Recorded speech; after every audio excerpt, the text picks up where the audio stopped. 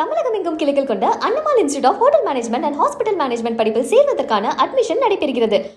தமிழகத்திற்கு நடப்பாண்டில் கூடுதலாக 350 MBBS இடங்களுக்கு தேசிய மருத்துவ ஆணையம் ஒப்புதல் அளித்துள்ளது.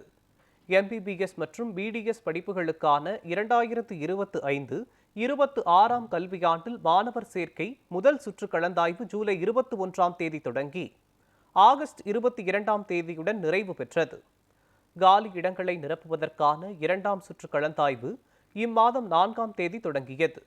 செப்டம்பர் 19 முடிவடையும் என அறிவிக்கப்பட்ட இந்த கலந்தாய்வு தற்போது வரும் 25 வரை நீட்டிக்கப்பட்டுள்ளது.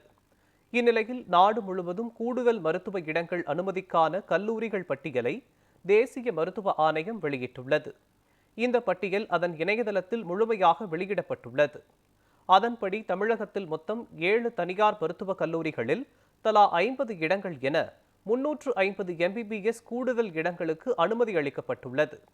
தமிழகத்துடன் சேர்த்து இதன் மூலம் நாடு முழுவதும் அரசு மற்றும் தனியார் மருத்துவக் கல்லூரிகளில் 6850 MBBS இடங்கள் கூடுதலாக அனுமதிக்கப்பட்டுள்ளது.